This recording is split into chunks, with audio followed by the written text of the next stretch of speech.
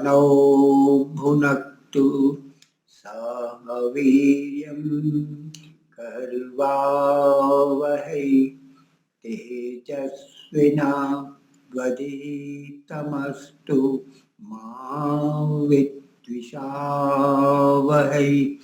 ओम शांति शांति शांति।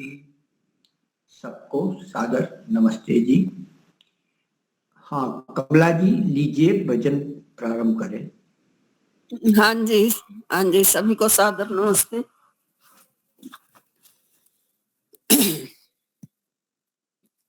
ओम। दाता कहीं ना सा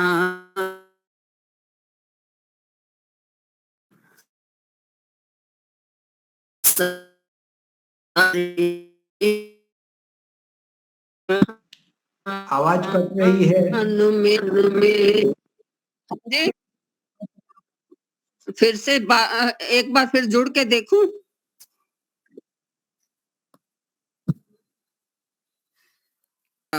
सारे जहान में पाताल में नहीं न कहीं आसमान में दाता कहीं न आप सा सारे जहान में दाता कहीं न आप सा सारे जहान में तेरा न रंग रूप कोई ना शरीर है तेरा न रंग रूप कोई ना शरीर है परिचय सदा मिला तो मिला निशान में सदा मिला तो मिला बेनिशान में पाताल में नहीं न कहीं आसमान में दाता कहीं न आप सा सारे जहान में। अब ठीक आ रही है आवाज? कहते हैं सब समीप कहते हैं सब समीप तुझे फिर भी दूर है कहते हैं सब समीप तुझे फिर भी दूर है कैसी विडंबना है तेरे आन बान में कैसी विडंबना है तेरे आन बान में पाताल में नहीं न कहीं आसमान में दाता कहीं न आप सा सारे जहान में सारी उम्र तलाश किया भटके दर बदर सारी उम्र तलाश किया भटके दर बदर दर्शन अगर हुए तो हुए योग ध्यान में दर्शन अगर हुए तो हुए योग ध्यान में दाता कहीं न आप सा सारे जहान में दुनिया में हो अमीर कोई या गरीब हो दुनिया में हो अमीर कोई या गरीब हो हर एक बैठता है तेरे इम्तिहान में हर एक बैठता है तेरे इम्तिहान पाताल में न कहीं आसमान में, दाता कहीं ना आप सा, सारे जहान में। इस दिल में एक आप रहें, एक मैं रहूं। इस दिल में एक आप रहें, एक मैं रहूं। पर तीसरा न आए कोई दरमियान में, पर तीसरा न आए कोई दरमियान में। पाताल में नहीं न कहीं आसमान में, दाता कहीं ना आप सा, सारे जहान में। महिमा है तेरी बेशुमार, तेरे गुण अपार है। महिमा है बेशुमार, तेरी गुण अपार है। गिन ले पथिक मजाल है इसकी जबान में। गिन ले पथिक मजाल है इसकी जबान में। पाताल में नहीं न कहीं आसमान में, दा कहीं ना आप सा, सारे जहान में। पाताल में नहीं न कहीं आसमान में, दाता कहीं ना आप सा, सारे जहान में। धन्यवाद जी समय देने के लिए। उस परम पिता परमात्मा का भी धन्यवाद। बहुत सुंदर। कोई एक भजन लेना चाहते हो तो? आवाज जा रही है? अब सौंप दिया इस जीवन का सब भार तुम्हारे हाथों में। अब सौंप दिया इस जीवन का सब भार तुम्हारे हाथों में। है जीत तुम्हारे हाथों में और हार तुम्हारे हाथों में। मेरा निश्चय है एक यही, मेरा निश्चय है एक बार तुझे पा जाऊं मैं, एक बार तुझे पा जाऊं मैं। अर्पण कर दूं जगती भर का सब भार तुम्हारे हाथों में। अर्पण कर दूं जगती भर का सब प्यार तुम्हारे हाथों में। या तो मैं जग से दूर रहूं, या जग में रहूं तो ऐसे रहूं, या जग में रहूं तो ऐसे रहूं। इस पार तुम्हारे हाथों में, उस पार तुम्हारे हाथों में। यदि मानुष का ही जन्म मिले, यदि मानुष का ही जन्म मिले, तब तो चरणों का पुजारी रहूं, तब तो चरणों का पुजारी रहूं। मुझ पूजक की एक रग में, मुझ पूजक की एक रग में, मुझ पूजक के एक रग का हो तार तुम्हारे हाथों में, हो तार तुम्हारे हाथों में।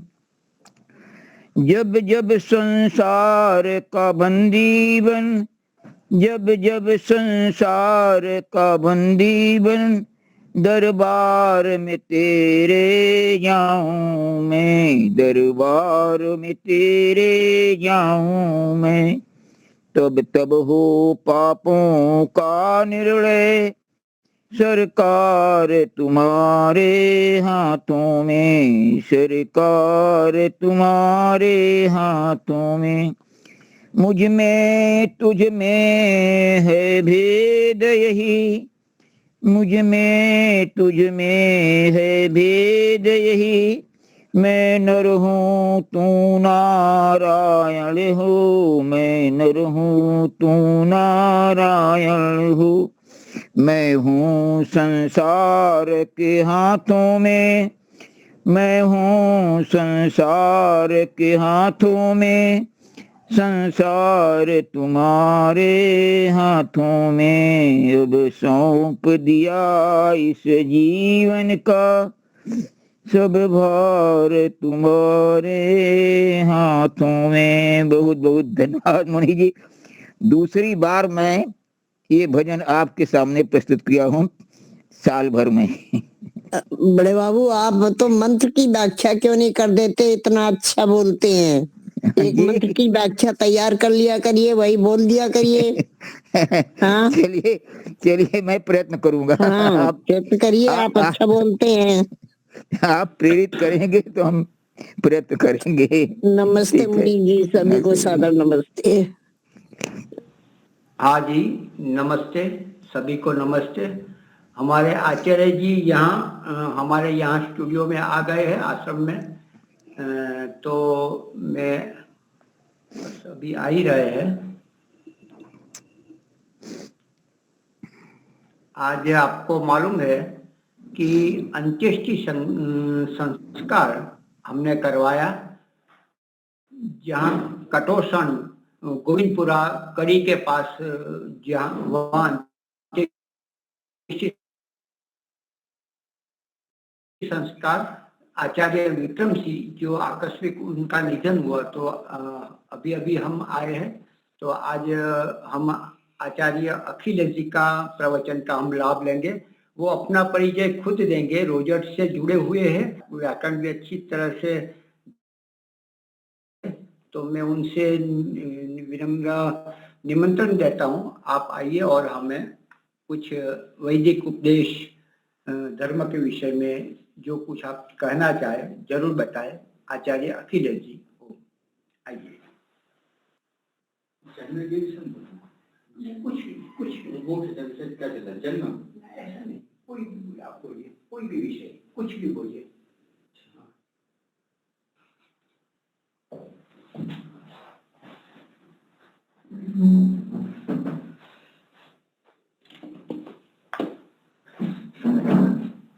5 बजे तक। ओम, सभी को नमस्ते जी। नमस्ते जी, नमस्ते। आर्य है। मैं गुरुकुल रेवली हरियाणा में है, सोनीपत जिले में। तो वहाँ से मैंने व्याकरण का अध्ययन किया है और आचार्य के माध्यम में, आचार्यों के सानिध्य में मैंने गुरु परंपरा से व्याकरण को पढ़ा है।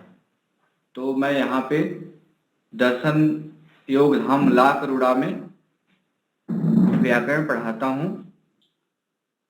तो ये मेरा परिचय हुआ। और मैं मूल रूप से यूपी में उत्तर प्रदेश के संत कबीर नगर जिले का रहने वाला हूँ। इति ऐसा मेरा परिचय है। माननीय मुनि जी के आज्ञानुसार मैं आपको थोड़ा सा विषय थोड़े से संक्षेप में, जो विषय है आज वैदिक विषय को लेके कुछ आपके समक्ष अपनी बातें रखूंगा। तो प्रारंभ करते हैं। वेद क्या है। वेद वेद शब्द, जैसे कि वेद शब्द ही हमें बता रहा है, वेद शब्द में विद ज्ञाने धातु है, तो इसका अर्थ है जिससे हमें ज्ञान प्राप्त हो। जो ज्ञान विज्ञान से युक्त है उसको वेद कहते हैं। तो वेद का अर्थ हुआ ऐसा ऐसा साधन, ऐसा उपकरण, ऐसा माध्यम जिसके द्वारा हमें ज्ञान विज्ञान का प्राप्ति हो, ज्ञान विज्ञान की प्राप्ति हो, उसको वेद कहते हैं। और वेद अभी समाज में क्या है कि लोग वेदों का तो नाम सुनते हैं, बहुत ज्यादा तो लोग वेद का नाम जानते नहीं, और कुछ एक जानते हैं तो वेदों को उतने अच्छे प्रकार से नहीं जानते। वेद है क्या, थोड़ा सा इसमें लेके मैं इसी को लेते हुए थोड़ा आगे बढ़ूंगा मैं। तो जैसा कि मैंने बताया, वेद विद ज्ञाने धातु से बना है, क्योंकि कोई भी शब्द होता है तो उसमें धातु प्रत्यय आदि होते हैं, तो वो उस अर्थ को देता है, उस अर्थ को देने में समर्थ होता है। क्योंकि संसार में जितने शब्द हैं उसमें कुछ मूल रूप से, हालांकि ये थोड़ा सा व्याकरण का विषय है, तो उसमें धातु प्रत्यय होते हैं जो हमें वहां ठीक ठीक अर्थ तक ले जाते हैं। और वेदों को पढ़ने के लिए जो वेद के 6 अंग हैं, शिक्षा, कल्प, निरुक्त, व्याकरण, छंद, ज्योतिष आदि, तो इसमें भी जो व्याकरण का जो महत्व है वो मुख है, मुख के समान है। क्यों? क्योंकि जो हमें शब्द है, शब्द के माध्यम से जो हम ज्ञान को प्राप्त करते हैं तो वो व्याकरण के माध्यम से हो सकता है। तो व्याकरण क्या है, जो व्याकरण होता है वो अच्छी प्रकार से हमें शब्दों के गहराई तक, मर्म तक पहुंचाता है। शब्दों का वास्तविक में अर्थ क्या है वो हम जान पाते हैं। क्योंकि आपने देखा भी होगा, पढ़ा भी होगा, सुना भी होगा कि बहुत सारे, जैसे वेदों का भाष्य मैक्स मुलर, ऋग्वेद आदि भाष्य का हमने आपने देखा होगा। मैक्स मुलर स्वामी जी का लिखा हुआ ग्रंथ है ऋग्वेद आदि भाष्य का, स्वामी दयानंद जी का। तो उसके जो उन्होंने भाष्य किया है, मैक्स मुलर जी ने किया है, महिधर जी ने किया है, तो अनेकों विद्वानों ने किया है। तो चूंकि जो वास्तव में जो उसका अर्थ है उससे काफी विपरीत हो गया है, उससे हटके अर्थ है उसका जो उन्होंने अर्थ किया है, तो उसका कहीं ना कहीं एक कारण ये भी है कि जो व्याकरण है, व्याकरण को केंद्र में न रखते हुए अपने कपोल कल्पना से उनका अर्थ कर देना, तो इस प्रकार से जो अर्थ बनता है वो बहुत ही विनाशकारी कह सकते हैं, विनाशकारी है। क्योंकि जो आम जनता है, वो सामान्य जनता है, वो व्याकरण आदि, दर्शन आदि नहीं पढ़ पाती। तो जो व्याकरण के विद्वान हैं, दर्शन आदि के विद्वान हैं, छंद, ज्योतिष, जो भी अंग है वेद के, जो उपकारक ग्रंथ हैं, जो उनके माध्यम, जो उनके भाष्य की हुई होती है, उन्हीं भाष्यों को पढ़ते हैं। तो जो विद्वान लोग होते हैं, यदि विद्वान अच्छे से उसकी पढ़ाई नहीं किए होंगे, अच्छे से नहीं जानते होंगे, तो जैसे शायद महिधर, ऐसे लोग जो भाष्य कर देते हैं, तो उनसे चूंकि अर्थ का अनर्थ कर देते हैं, विद्या के अभाव में पढ़े हुए नहीं होते हैं, तो सामान्य जनता वेदों से सोचती है कि वेदों में ये क्या लिखा है। ऐसे यज्ञ में, जैसे आपने कई प्रसंग आया हुआ कि यज्ञ में शायद जी का मिलता है कि गौ मांस डालो, ऐसा कुछ आता है, प्रसंग बहुत सारे हैं वहां पे। स्वामी जी थोड़ा ऋग्वेद आदि भाष्य में का आप पढ़ेंगे तो उसमें उद्धृत किया है। तो इस प्रकार से वहां पे बहुत सारे ऐसे आए हैं जो वेद विरुद्ध है।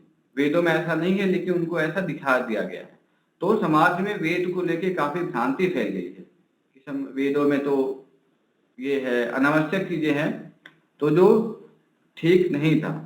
तो तात्पर्य ये है कहने में कि वेदों को हमें जानने के लिए अब ऋषि दयानंद ही हैं जो हमें वेदों का ठीक ठीक अर्थ समझाते हैं, और जो उनके अनुयायी हैं, जो उनके अनुसार चले हैं, वे वे ही हमको ठीक ठीक उसका अर्थ समझाने का प्रयत्न करते हैं।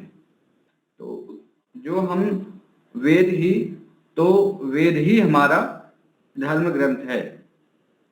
तो जो फिर बाद में ये जो रामायण गीता आदि ये है, ये जैसे गीता है तो भगवान कृष्ण ने उसको उपदेश किया है। तो ये गीता हमारी धर्म ग्रंथ, मुख्य तो धर्म ग्रंथ वेद ही है। गीता आदि एक उपदेश है कि हाँ, कृष्ण भगवान ने हमें वैसा उपदेश दिया कि ऐसे ऐसे करना चाहिए। ऐसे रामायण आदि है, तो इसमें जो हमारे महापुरुष हैं, राम है, कृष्ण है, ये सब इनकी जीवनियां हैं। राम आदि की जीवनी रामायण में। तो ये लोग भी वेद के अनुसार चलते थे। तो ये लोग भी वेद के अनुकूल सारा आचरण अपने संध्या उपासना प्रातः सायं करते थे। तो उसके अनुसार अपना जीवन यापन करते थे। तो उन्होंने ऐसा वेदों के अनुकूल अपना जीवन जिया। तो इस प्रकार से ये हमारे आदर्श बने। तो ये हमारे महापुरुष हैं, राम कृष्ण इत्यादि। तो जो रामायण है, महाभारत है, ये इनमें हमारे महापुरुषों का चरित्र है, चरित्रों का वर्णन है। तो लेकिन जो हमारा मूल है, जिसको रामकृष्ण आदि जो हमारे महापुरुष हुए, वो लोग भी वेद को ही मानते थे, वेद को ही सिरोधार्य करके वेदानुकूल चलते थे। तो इस प्रकार से मैं वेद के विषय में थोड़ा बताया। अब वेद को समझने के लिए, वेद को जानने के लिए हम वेदों का अध्ययन करते हैं। तो वेद 4 हैं, ऋग्वेद, यजुर्वेद, सामवेद, अथर्ववेद। तो इन मुख्य परमपिता परमेश्वर ने जब सृष्टि की रचना की, तो उन्होंने प्रारंभ काल में ही सृष्टि के निर्माण के पश्चात हमें तुरंत वेद का ज्ञान दिया। तो क्योंकि जैसे हम कोई वस्तु लेते हैं, कोई मोबाइल फोन है या कुछ भी बाजार से हम खरीदते हैं, फ्रिज, कूलर, टीवी इत्यादि, तो हमें उसके साथ एक पुस्तिका मिलती है। तो वो पुस्तिका क्या करती है कि इसको कैसे चलाना है, कैसे इसका उपयोग करना है, कैसे, मतलब उसमें सारी गतिविधियां उसके विषय में लिखी होती है। तो हम उसको उस प्रकार चलाते हैं, उस प्रकार रखते हैं, तो वो वस्तु अधिक समय तक चलती है, सुरक्षित रहती है, और हम उसका उपयोग अच्छे प्रकार ले पाते हैं। तो इसी प्रकार परमपिता परमेश्वर ने जब सृष्टि की रचना की, रचना के पश्चात ही हमें वेदों का ज्ञान दे दिया। तो उन वेदों का ज्ञान मुख्य 4 ऋषियों को दिया, आदित्य, वायु, आदित्य, अंगिरा, वायु, अग्नि, वायु, आदित्य, अंगिरा, इन 4 ऋषियों को क्रम से ज्ञान दिया। तो एक एक ऋषि को एक एक वेद का ज्ञान दिया। तो चारों ऋषियों ने वो परमपिता परमेश्वर से साक्षात करके उनके मन में सीधे ज्ञान दिया। तो प्रश्न उठता है कि उन्हीं को क्यों दिया, प्रथम से उनको किस प्रकार से दिया, उनको भी क्यों दिया, और उनको किस माध्यम से दिया। तो जैसे हम एक हमारा मन है, तो हम शांत हो जाएं, सारी इंद्रियां हमारी शांत हो जाएं, हम चुपचाप बैठ जाएं एकदम शांत होके, फिर भी जो मन है वो मन चलता रहता है। तो मन के माध्यम से हम क्या करते हैं, मन हमारा शांत नहीं हुआ, तो मन के माध्यम से हमें कुछ कहना है, लिखना है, बोलना है, तो मन में भी हम कर सकते हैं। तो इसी प्रकार परमपिता परमेश्वर, क्योंकि ईश्वर सर्वव्यापक हैं और सर्व अंतर्यामी हैं, वो सबके अंदर की बातें, अंदर बाहर सबके मन को जानते हैं। तो उन्होंने अंतर्यामी रूप से उन 4 ऋषियों को 4 वेदों का ज्ञान दिया।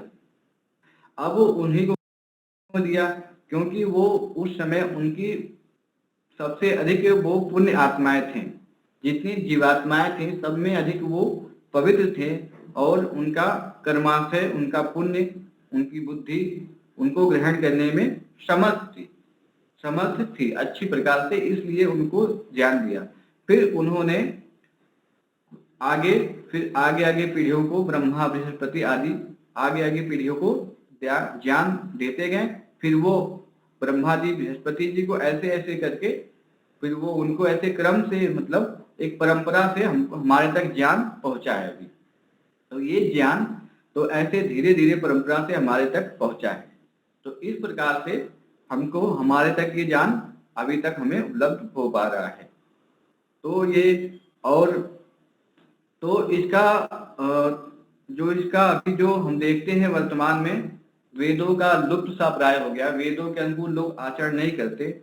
इसमें सबसे बड़ा जो कारण माना जाता है, आज जो हमारे समय वेद की ऐसी दयनीय स्थिति है, तो कहीं ना कहीं जो इसका मुख्य कारण ये है कि जो महाभारत का युद्ध हुआ, जो मैंने अपने आचार्यों गुरु परंपरा आदि से सीखा है, उनके द्वारा प्रश्न प्रतिप्रश्न करने पे हमें जो ज्ञात हुआ है, ये हुआ है कि जो महाभारत का युद्ध हुआ लगभग 5000 वर्ष पूर्व, तो उस महाभारत युद्ध में बहुत सारे ऋषि मुनि विद्वान योगी सन्यासी ये जितने भी लोग थे वैदिक आदि वैदिक सारे लोग, क्योंकि उस समय से लेके सृष्टि आरंभ से लेके जो हम यज्ञ आदि करते हैं ओम तत्सत श्री ब्रह्मणो, तो उसमें हम जो संकल्प पाठ करते हैं तो उसमें आता है 1,96,00,00,000 इतने इतने वर्ष हो गए हमको। तो ये परंपरा कहीं ना कहीं ब्राह्मणों ने बना के रखी है। तो अब सृष्टि को बने इतने अरब वर्ष हो गए। तो ये परंपरा यानी कि जब से बनी लगभग 1,96,00,00,000 वर्ष हो गए। तो उस से लेके अब तक तो हम वेदों के अनुसार ही चलते आए हैं। तो जो पीछे 5000 साल पहले जो महाभारत का युद्ध हुआ, तो इसमें बहुत सारे हमारे महान विद्वान लोग मारे गए उस युद्ध में। तो इसका परिणाम ये हुआ, तो बहुत सारे आचार्य विद्वान लोगों का महाभारत युद्ध में दुर्भाग्य से देहावसान हो गया या वीर गति को प्राप्त हो गए। तो इस प्रकार से फिर धीरे धीरे हमारा वेदों से हटते चले गए, क्योंकि कोई विद्वान रहा नहीं, कुछ ग्रंथ भी नहीं रहे। तो हम इस प्रकार से हम उस महाभारत के युद्ध के बाद से इस ऐसे अधोगति को धीरे धीरे हम प्राप्त होते गए। क्योंकि होता क्या है, जैसे सूर्य का प्रकाश ना हो तो हम लोग क्या करते हैं, शाम को जब सूर्यास्त हो जाता है तो अपना अपना हम क्या करते हैं, अपना अपना जिसके पास जो साधन होता है, किसी के पास इन्वर्टर होता है, किसी के पास लैंप लालटेन जो भी है लाइट वगैरह, सब लोग अपना अपना मतलब जला लेते हैं। तो ठीक उसी प्रकार से हुआ, जब सभी वेद रूपी सूर्य का अस्त होने लगा कहे, तो धीरे धीरे फिर लोग अपने अपने नए मतांतर फैल गए। नए फिर जैन बौद्ध सिख ईसाई मुस्लिम ये सारे इतने फिर धीरे धीरे सारे लोग अपना अपना दीपक अपने अपने आदर्श बना लिए, फिर अपने अपने लोग फैल गए, फिर अपनी अपनी परंपराएं नई नई परंपराएं चला दी। तो इस प्रकार से कह सकते हैं कि हम जो नए अभी नए नए जितने मतांतर हैं ये सब सारे फैलने शुरू हो गए। तो अभी कोई भी उठा के देखेंगे हम तो सबसे कोई जैसे मुसलमान जो कुरान है इसको हम देखते हैं तो ये लगभग 1500 वर्ष पुराना है। तो ये 1500 वर्ष से ये धर्म प्रारंभ हुआ। ऐसे सिख ईसाई जैन बौद्ध कोई भी उठा ले तो ये सारे लगभग ये महाभारत के युद्ध के बाद से ही शुरू हो गए। 3000 वर्ष कोई 4000 वर्ष ऐसे ही मिलेंगे सब आपको महाभारत के। इसके पहले ये सब धर्म नहीं था, बस एक दो जातियां होती थी, आर्य और दस्यु।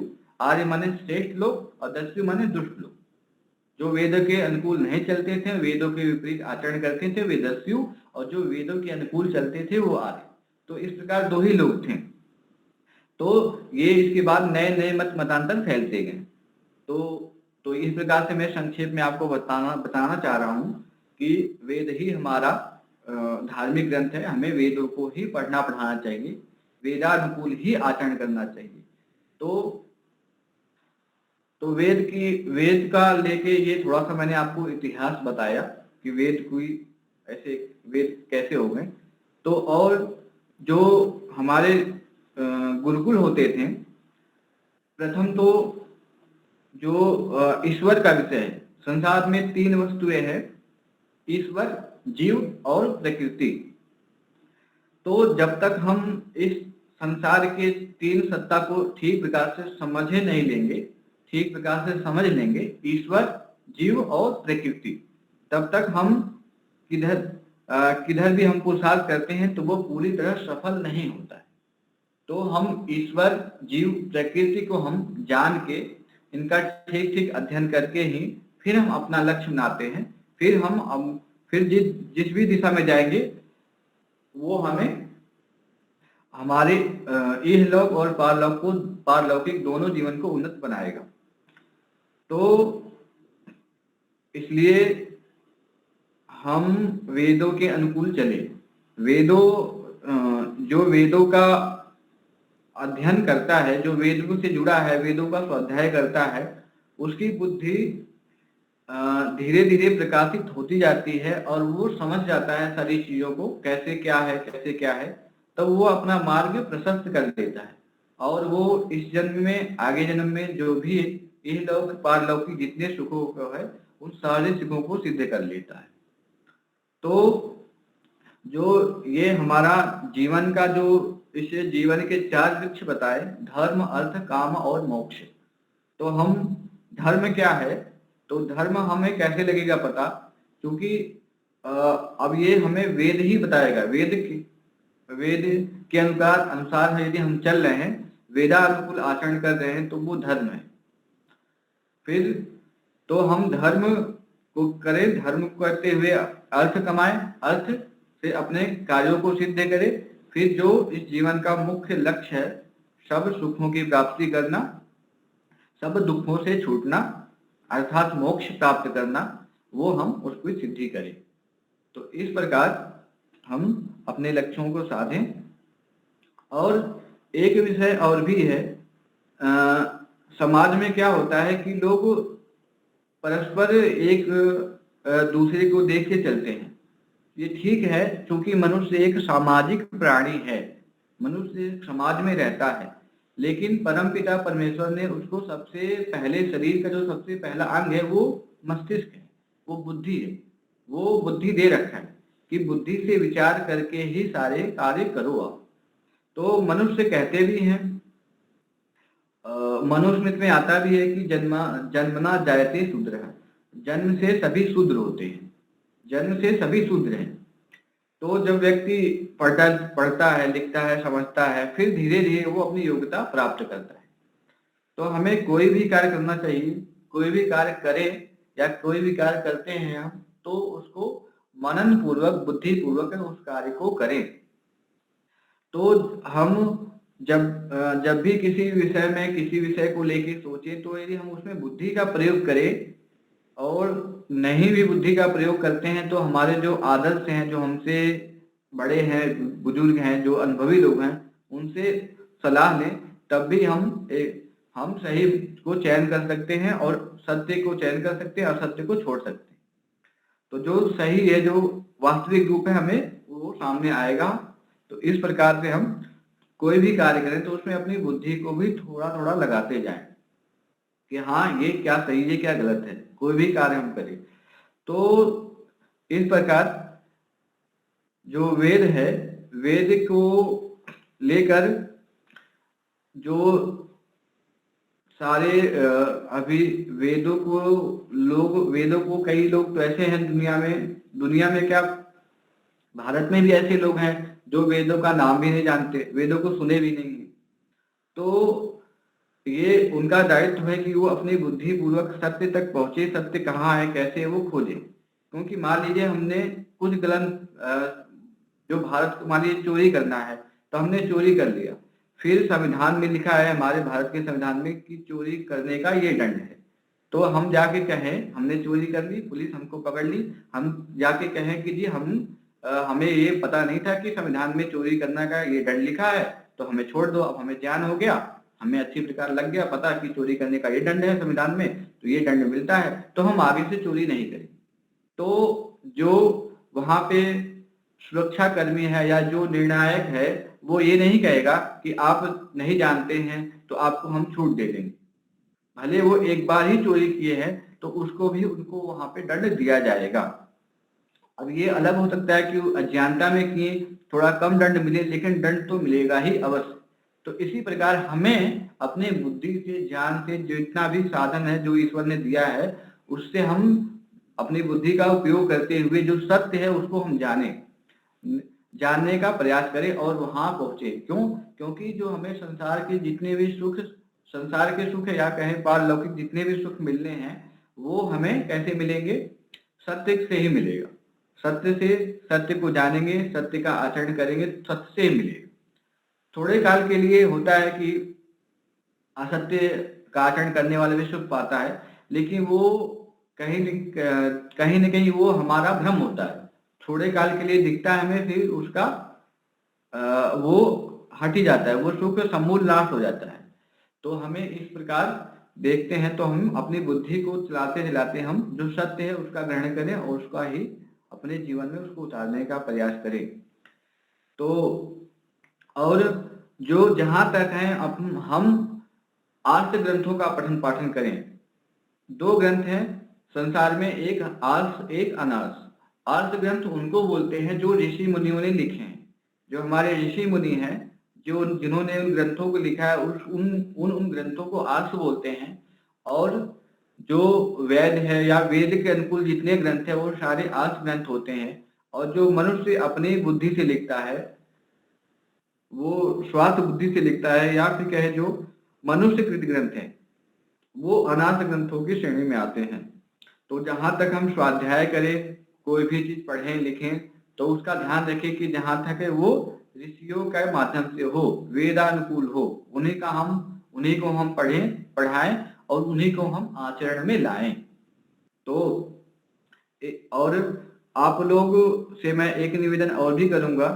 तो जो ईश्वर ने जो वेदों में धर्म आदि के लिए जो निर्देश कह रखे हैं, वो मुख्यतः 5 कह रखे हैं कि कोई भी व्यक्ति यदि 5 कर्मों को करता है, विशेषकर गृहस्थी, तो वो मानिए वो धर्म कर रहा है।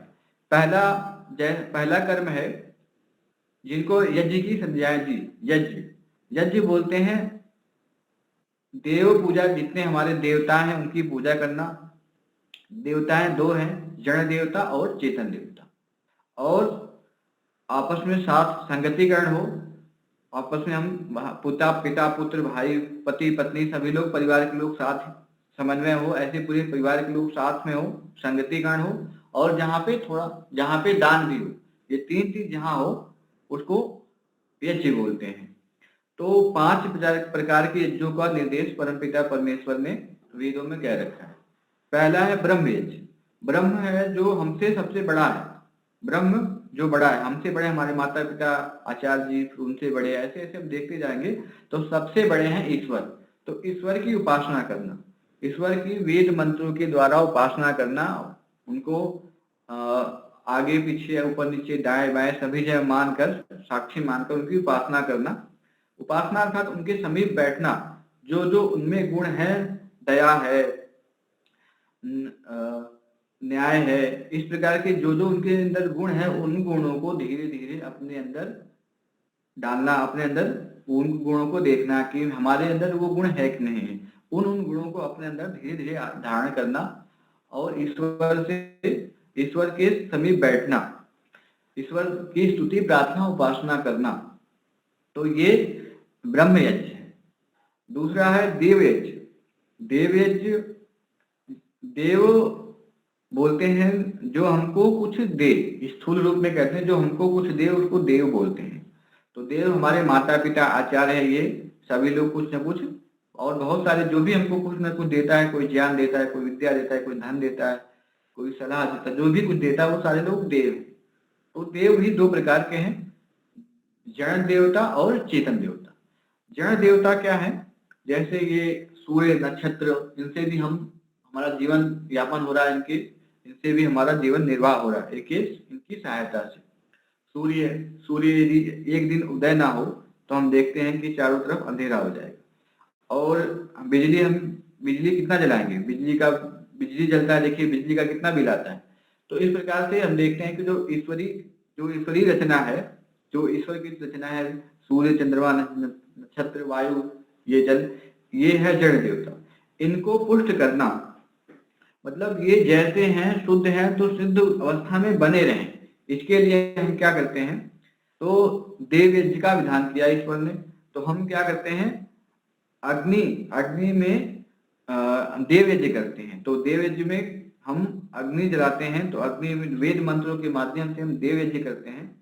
तो अग्नि में हम डालते हैं अच्छी अच्छी सामग्री, घृत ना, औषधियां आदि सामग्री आदि डालते हैं। तब ये क्या करते हैं, अग्नि का कार्य होता है सूक्ष्म करके उसको पूरे पर्यावरण में फैला देता है और उसको शुद्ध कर देता है। तो ये जितने हैं अच्छी अच्छी सामग्री अग्नि में डालते हैं, वो सूक्ष्म करके हमारे आसपास लगभग कईयों किलोमीटर तक फैला देता है, उसको सूक्ष्म कर देता है। तो सूक्ष्म करके उसको वायु को शुद्ध कर देता है। फिर वो वायु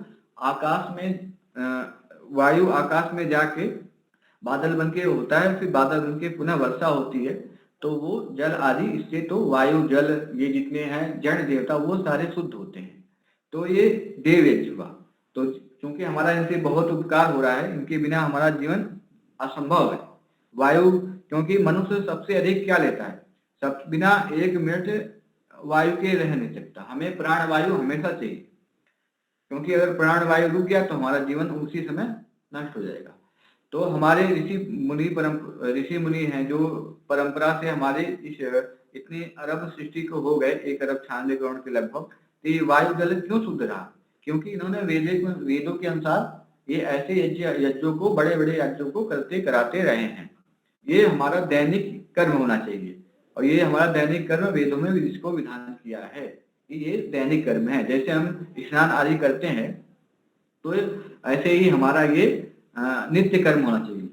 तो नित्य कर्म इसको हम बनावें, तो इस प्रकार से हम देव यज्ञ करें। स्वामी दयानंद जी सत्यार्थ प्रकाश में लिखते हैं कि एक व्यक्ति को कम से कम 16 आहुति अवश्य ही डालना चाहिए। क्यों? क्योंकि एक व्यक्ति से जितने शरीर से मल मूत्र दूषित वायु जितना निकलता है उसको शुद्ध करने के लिए कम से कम वो 16 आहुतियां डाले। उससे अधिक डालता तो अच्छा है और उत्तम है, लेकिन 16 तो न्यूनतम कम से कम तो डालना ही है।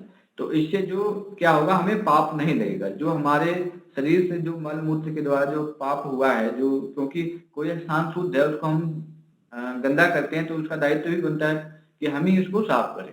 तो ये 16 आहुतियां तो नित्य प्रतिदिन प्रत्येक व्यक्ति को डालना चाहिए। तो ये देव यज्ञ हुआ। तो देव यज्ञ में देवताओं की यज्ञ हो गया।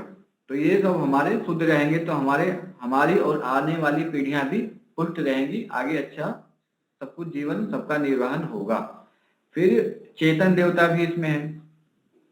तो चेतन देवता हैं आचार्य, गुरु, अतिथि, ये महानुभाव लोग। तो ये जो लोग आते हैं इनको भी सत्कार आदि करना। तो ये आगे के बताया ब्रह्म यज्ञ, देव यज्ञ, पितृयज्ञ। पितृयज्ञ में बताया कि जो हमारे जीवित माता पिता हैं, बाबा दादी, पितामह पितामही आदि हैं, इनको जो भी आवश्यकता है इनकी पूर्ति करना, इनका रख रखाव करना, इनको जो भी आवश्यकता है इनकी आज्ञा के अनुसार चलना, ये पितृयज्ञ है। अपने पितरों को प्रसन्न रखना, सेवा शुश्रूषा आदि के माध्यम से। फिर है बलि वैश्य यज्ञ। बलि वैश्य यज्ञ जो हमारे, चूंकि मनुष्य संसार में सबसे बुद्धिजीवी प्राणी है, मनुष्य को परमात्मा ने बुद्धि दे रखी है। तो इस मनुष्य का, क्योंकि हम संसार में देखते भी हैं, जिसको जो बुद्धिमान होता है उसी की जिम्मेदारी होती है कि सबका ख्याल रखे, सबको सब प्रकार से विकास करने में सहयोग दे। जो मूर्ख लोग होते हैं उनसे हम कोई अपेक्षा भी नहीं करते और कोई उनका दायित्व नहीं होता। तो इस प्रकार जो हम मनुष्य शरीर में है, तो हमारा, क्योंकि ईश्वर ने हमको बुद्धि दे रखा है, और शरीरों में क्या है, सिर्फ उनके पास अपना उनका कार्य चल जाए इतना ही उनको ज्ञान है।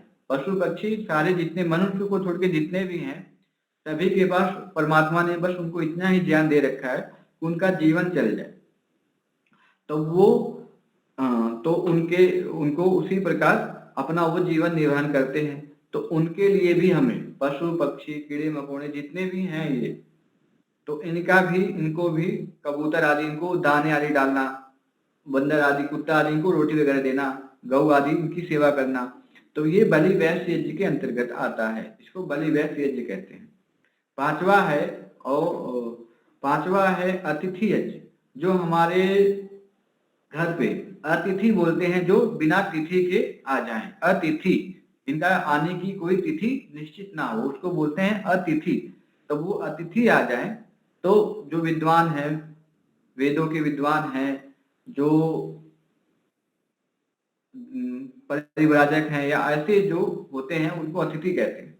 जो अतिथि आ जाएं उनका आदर सत्कार करना, उनको जल अन्न आदि उनको देकर उनको प्रसन्न रखना, ये है अतिथि यज्ञ। तो इन 5 प्रकार को यज्ञ करने से हम धर्म पूर्वक चलते हैं, धर्म पूर्वक कहलाते हैं कि ये धर्मात्मा हैं। तो हम इस प्रकार 5 यज्ञों का अपने जीवन में इन 5 यज्ञों को अपने जीवन में उतारें और इन 5 यज्ञों का पालन करते रहें, तो हम धर्म वेदानुकूल कहलाएंगे, वेदों के अनुसार हम चलेंगे। तो हमें इन 5 यज्ञों को करना है। इसके अलावा जो भी हम अपना करते हैं, पठन पाठन, कोई अध्यापक होगा, कोई इंजीनियर होगा, वो करते रहें, इसको भी करते रहें, 5 यज्ञों को भी करें। ये वेदानुकूल परमपिता परमेश्वर द्वारा निर्देश किया गया है वेदों में। और जो मनुष्य है, इस मनुष्य शरीर में ही ये संभव है, क्योंकि और जितने शरीर हैं वो भोग योनि हैं। और मनुष्य के अलावा जितने शरीर हैं, कुत्ता बिल्ली बंदर हाथी हिरन चींटी आदि जितने हैं, ये सारे भोग योनि हैं। ये अपने पूर्व में किए हुए कर्मों का फल भोग रहे हैं। और मनुष्य योनि ऐसा है जो भोग योनि है और अपने आगे कर्म करके कर्म योनि, भोग योनि भी है और कर्म योनि है, दोनों है। तो इसमें व्यक्ति अपने पुराने कर्मों का फल भी भोगता है और नए कर्मों को करके आने वाले आगामी जो जीवन है उसको और अच्छा बना सकता है। तो मनुष्य योनि दोनों है, भोग योनि भी है और कर्म योनि भी है। अन्य जितने हैं मनुष्य योनि को छोड़ के कुत्ता बिल्ली, ये क्या है, सिर्फ भोग योनि है, अपने पूर्व में किए गए कर्मों का फल भोग रहे हैं। तो मनुष्य योनि में ही ये संभव है कि हम अपने आप को एकदम जो जीवन का मुख्य लक्ष्य है, मोक्ष, वहां तक हम पहुंच सकते हैं। तो हमें तो इस शरीर में है हम, तो इस शरीर में रहने का जो हमें सबसे अलग करता है, जो पशु पक्षी हैं उनसे अलग करता है, तो उसमें सबसे मुख्य है धर्म। तो हम धर्म के अनुसार चले। तो एक श्लोक है, उस श्लोक के माध्यम से आपको बताना चाहूंगा। श्लोक भी हमें इसी दिशा में निर्देश कर रहा है। ये शाम न विद्या न तपो न दानम ज्ञानम न शीलम न गुणो न धर्म ते मृत्य लोके भुवि भार भूता मनुष्य रूपेण मृगाश्चरन्ति। तो यहाँ भी यही कहना चाह रहे हैं कि ये शाम न विद्या, जिनके पास विद्या नहीं है, तप नहीं है, कोई सी प्रकार का तप नहीं कर रहे हैं और कोई दान नहीं कर रहे हैं, मतलब वो कहने का भाव ये है कि वेदों के अनुसार नहीं चल रहे हैं, इन 5 यज्ञों का नहीं कर रहे हैं, तो वो क्या है, वो सामान्य और जो धर्म से हीन है, वो क्या है, ये शाम न विद्या न तपो न दानम ज्ञानम न शीलम न गुणो न धर्म, न कोई गुण है न धर्म है। वो साक्षात पशु के समान है। वो जैसे पशु है, वो क्या है, पशु भी यही काम कर रहे हैं। पशु भी क्या है, पशु भी यही काम करते हैं।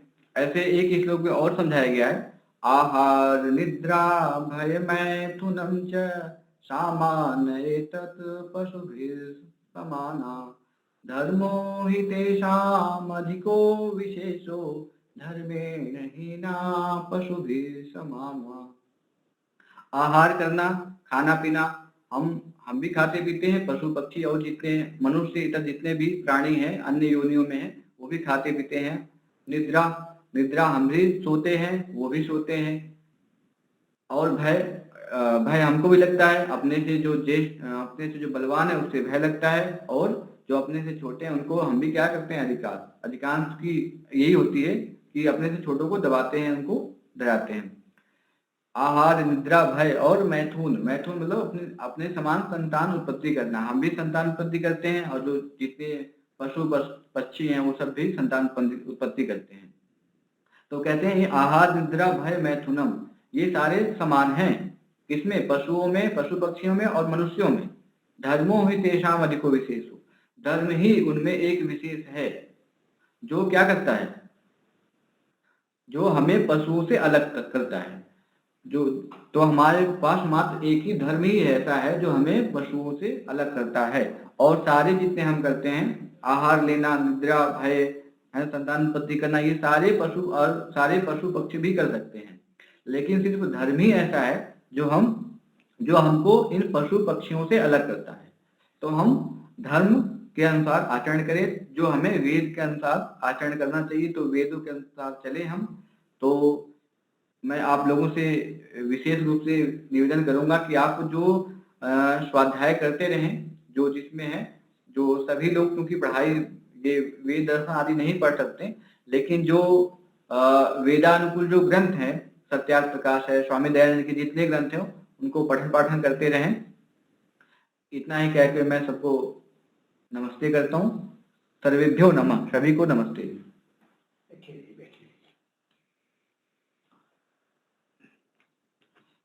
आचार्य जी का खूब खूब धन्यवाद।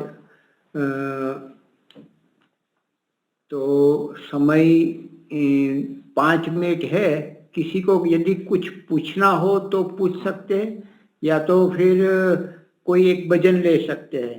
प्रश्न पूछे वो सबसे बढ़िया, 5 मिनट है। व्याकरण के विषय में भी बहुत अच्छा वो जानते हैं, अपना विषय वो है। मैंने तो ऐसे ही आधा घंटा पहला बोला और जो भी विचार आया और वो प्रस्तुत किया। वास्तव में व्याकरण के विषय में बहुत अच्छी तरह से बता सकते हैं, तो आप कुछ भी पूछ सकते हैं।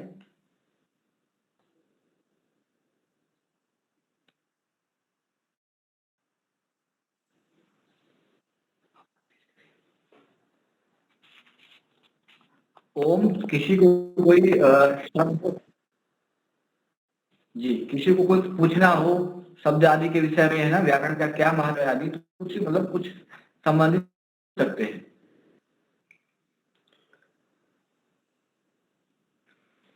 प्रश्न तो मुझे ही है। आचार्य खगेश जी रात्रि काल में समझाते हैं, जो पठन पाठन की सरलतम विधि है, सरलतम विधि, लेकिन मेरे लिए, मैं देर से आया हूँ तो बहुत कठिन लग रही है। तो संज्ञा क्या है, नाम क्या है, पद क्या है, किस प्रकार से वो सिद्ध किया जाता है, उसका प्राथमिक शब्द से अवगत कराए, ये बहुत जरूरी है, ऐसा मैं मानता हूँ जी। एक संज्ञा क्या है?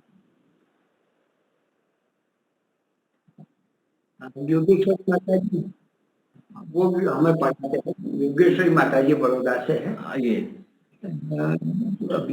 योगेश, हाँ जी, ये पढ़ाते हैं क्या व्याकरण? हाँ, व्याकरण पढ़ाते हैं। कहाँ पे? पूरा यहीं इसी में प्रारंभिक रचना रूपों मुझे पढ़ा लिया। अच्छा, और वही चल रहा है जी। हाँ, तो मैं क्या बताऊँ, एक संज्ञा आदि। हाँ, तो शब्द क्या है, कैसे सिद्धि करती है, कैसे अष्टाध्यायी को कंठस्थ करना के सूत्र, नमस्ते आचार्य जी। ऐसा है, सिद्धि करना तो बहुत लंबा प्रोसीजर होता है। सिद्धि करने का तो एक ही शब्द को सिद्ध करने में काफी सारे सूत्र लगाने पड़ते हैं। तो जिनको अभी मतलब कहना चाहिए कि जो ABCD सीख रहे हैं संस्कृत की, तो उनको तो कुछ पल्ले पड़ता नहीं है, चाहे कोई भी विधि से सीखें। मेहनत तो इसमें करनी ही पड़ती है संस्कृत में। हाँ जी, हाँ। और स्वामी दयानंद जी लिखे हैं सत्यार्थ प्रकाश में, जितना पुरुषार्थ व्याकरण में लगता है उतना अन्य ग्रंथों में नहीं लगता है।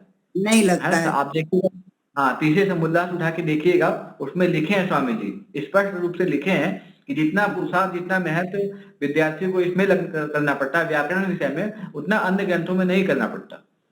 हमें तो न्याय दर्शन बहुत कठिन लगता है, व्याकरण कठिन लगता है, जो विषय तो आचार्य जी आप एक मिनट,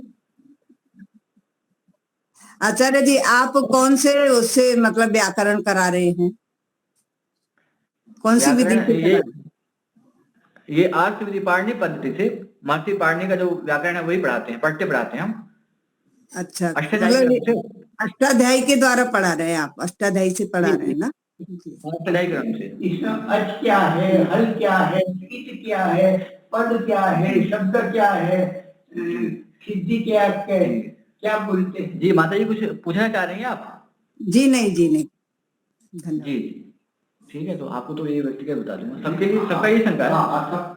सबकी शंका है, सबकी ओर से मैं बोल रहा हूँ। अच्छा हाँ, तो ये जो जैसे हम किसी का नाम रखते हैं, जैसे मेरा नाम अखिलेश है ना, किसी का नाम दीपिका है, ऐसे किसी का नाम है तो यही संज्ञा होता है। तो हम व्याकरण शास्त्र में भी ऐसे कुछ संज्ञा रखते हैं, जैसे अच हल, ताकि हम संज्ञा क्यों रखते हैं, क्योंकि हमें व्यवहार करना है ना, जो पिंड है, शरीर रूपी पिंड है, हमसे इससे व्यवहार करना होता है। यदि हम नाम ना लें तो हमें इन सबसे व्यवहार करना है कि हाँ जी आप बताइए, शशांक जी बोलिए, शंकर जी बोलिए, तो हम कैसे कहेंगे? सभी चूंकि मनुष्य हैं तो हमें व्यवहार करने के लिए कुछ संज्ञाएं रखनी पड़ती हैं। तो ऐसे व्याकरण शास्त्र में भी कुछ संज्ञाएं रखी हैं, वृद्धि संज्ञा, गुण संज्ञा, है ना, ऐसे कुछ संज्ञाएं रखी हैं, तो इनको संज्ञा बोलते हैं। तो ये संक्षेप में मैंने बताया जी। जी नाम को ही संज्ञा बोलते हैं, नाम जो नाम रख दिया वही संज्ञा। हाँ वही संज्ञा है, फिर वो वही कह के हम बार बार आगे पूरे शास्त्र में, व्याकरण शास्त्र में उसी का व्यवहार करते हैं जी। पद क्या है? पद, हाँ पद बोलते हैं संस्कृत में, जैसे राम है तो राम को हम संस्कृत में पद प्रयोग नहीं कर सकते। संस्कृत में यदि हमें राम शब्द को प्रयोग करना होगा तो हमें इसको पद बनाना पड़ेगा। जैसे बोलते हैं ना कि संस्कार करते हैं, संस्कार क्या होता है? संस्कार गुणों का अंतर्धान करना। मतलब जैसे हम कुछ खाते, मान लीजिए केला खा रहे हैं तो हम केला ऐसे ही खा लेंगे, उसको धो लेंगे, उसको छीलेंगे, संस्कार करके खाएंगे। तो ऐसे ही जब हम संस्कृत में कोई शब्द प्रयोग करते हैं तो हम उसको पद बनाते हैं, मतलब उसको संस्कार कर देते हैं। तो पद बनाते हैं, तो पद किसको बोलते हैं? तो पाणिनि जी का अष्टाध्यायी में सूत्र है, सुप्ति गंतम पदम, सुप और तिंग जिसके अंत में उसको पद बोलते हैं। जब राम का प्रयोग नहीं करते जी, प्रत्यय लगाए बिना उनको पद नहीं बना सकते, प्रत्यय लगाना जी। तो हम जो प्रत्यय लगाते हैं राम, अब इसका हम प्रयोग कर सकते हैं, ये राम पद हो गया। राम शब्द का प्रयोग हिंदी में कर सकते हैं, संस्कृत में नहीं कर सकते। संस्कृत में करने के लिए हमें उसको पद बनाना पड़ेगा, उन्हें विसर्ग लगाना पड़ेगा, यानी कि जो प्रत्यय है, शुभ औजर जो उसमें आएगा, क्रम से बताते जाएंगे हम आपको 5 मिनट कैसे बताएं सारी चीजें, तो उसमें विसर्ग लगाएंगे तो वो पद बन जाता है। ऐसे धातुओं का भी हम सीधे, जो धातु होते हैं उनका हम प्रयोग सीधे नहीं कर सकते। जैसे भू है, भू माने होता है सत्ता, गम धातु है, जाना अर्थ में है ना, लिख धातु है, लिखना अर्थ में है, तो हम उसका सीधा लिख प्रयोग नहीं कर सकते, उसको हम पद बनाएंगे। पद बनाने के लिखती, ऐसा लिखती ला दिए, मतलब ती प्रत्यय ला दिए, तो अब ये पद बन गया, तो हम इसको प्रयोग कर सकते हैं। अब इसका अर्थ भी निकल जाएगा, लिखता है, तो ऐसे गम गच्छति, जाता है, तो ऐसे पद बना के फिर हम उसका प्रयोग करते हैं। प्रत्यय आता है जी, प्रत्यय बोलते हैं इसको, प्रत्यय बोलते हैं जिससे मतलब वो गति कर लेता है। प्रति उपसर्ग है इणगतौ धातु, मतलब वो जिससे वो धातु में तिंग प्रत्यय लगाते हैं जी। प्रत्यय हमेशा पीछे लगते हैं और जो उपसर्ग है वो आगे लगते हैं। जैसे गच्छति माने जाना, आगच्छति ये आ उपसर्ग लग गया, ये आगे आएगा। आग मतलब आग, जो आग है उपसर्ग ये पहले लगता है, और ती ये जो प्रत्यय पीछे लगता है। प्रत्यय हमेशा पीछे लगते हैं, तो उपसर्ग होते हैं हमेशा आगे लगते हैं। और जो सु और जस, ये भी पीछे लगता है प्रत्यय जी। हाँ, ये जो शब्द रूप है हमारे, राम रामो जितने रूप चलते हैं ये शब्द रूप कहलाते हैं। और गच्छति गच्छता, भवति भवता, भवंती, गच्छति गच्छता, ये रूप जो ये चलते हैं, तिगंत जिसको बोलते हैं, धातु रूप बोलते हैं, इसको धातु रूप बोलते हैं। तो धातु रूप होते हैं और शब्द रूप, और कारक शब्द आता है, कारक। हाँ, कारक बोलते हैं कि कौन सा कारक है? कर्ता कारक है, कर्म 6 प्रकार के कारक माने, कर्ता कारक, कर्म कारक, कर्ण कारक, संप्रदान कारक, है ना, अपादान कारक, और संबंध को कारक नहीं मानते, संबंध और अधिकरण कारक, और अंत में होता है संबोधन। तो ये कारक जी, संबंध और संबोधन और संबंध नहीं आए कारक। हाँ, इनको नहीं मानते। बाकी आप तो यहाँ समीप रहेंगे, आप व्यक्तिगत पूछेंगे, व्यक्तिगत आपको बता देंगे सारा, है ना। बाकी आप लोगों को कुछ और शंका तो पूछिए व्याकरण संबंधी।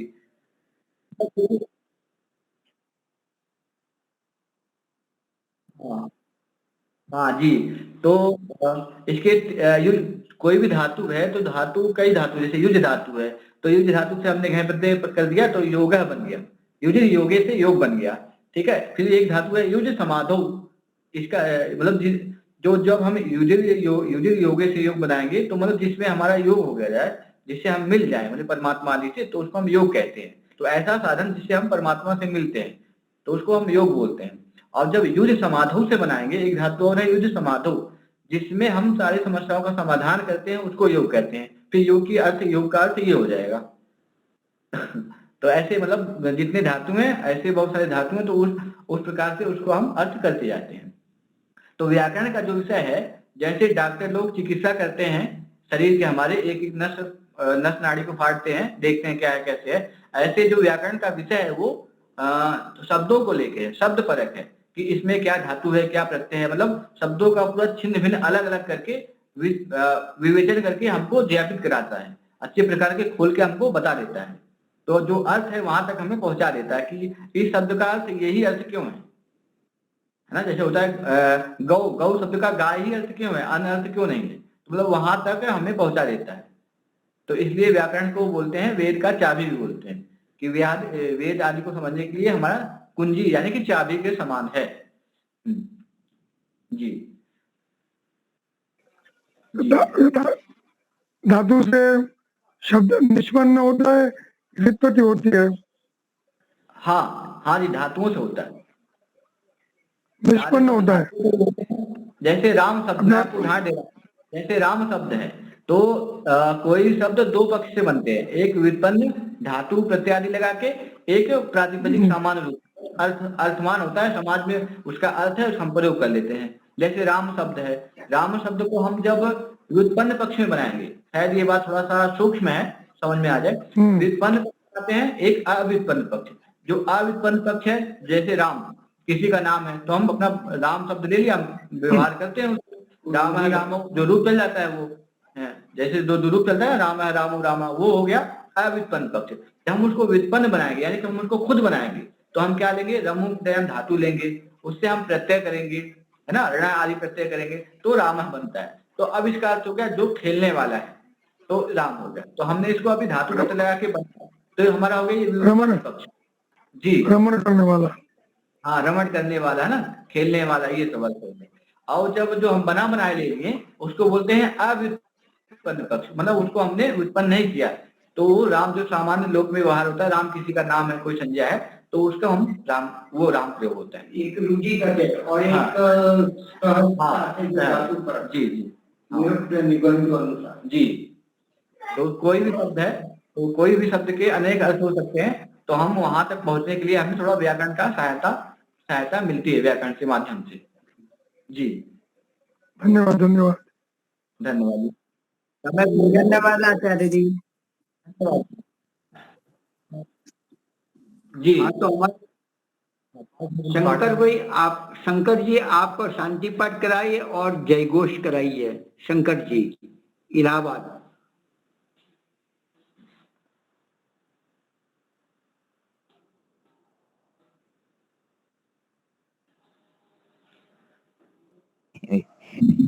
हाँ, हम भूल जाते हैं। आवाज जा रही है आवाज? हाँ बस, हाँ पहले शांति पाठ, इसके बाद जय घोष। ओम द्यौ शांति अंतरिक्षं शांति पृथ्वी शांतिरापः शांतिरोषधयः शांतिर्वनस्पतयः शांतिर्विश्वे देवा शांतिर्ब्रह्म शांति सर्वं शांति शांतिरेव शांति सामा शांतिरेधि। ओम शांति शांति शांति। जय घोष। जो बोले सो अभय। सत्य सनातन धर्म की जय। मर्यादा पुरुषोत्तम भगवान राम की जय। जय हो। योगराज भगवान कृष्ण की जय जय हो व्याकरण सूर गुरु वीरजानंद की जय जय हो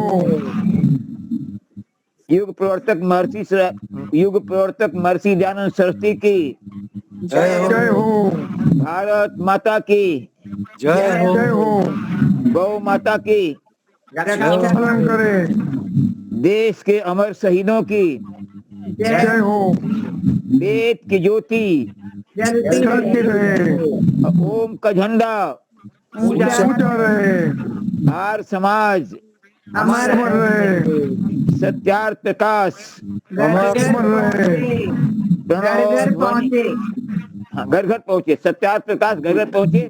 आर्य समाज नैनी का यही उद्देश्य है। प्रयाग में जो नैनी आर्य समाज है वहां से मैं बोल रहा हूँ, वो हम लोग छूट के साथ घर घर पहुंचाने का निर्णय लिए हैं। तो सत्यार्थ प्रकाश घर घर पहुंचे और बड़ा करें प्रणव ध्वनि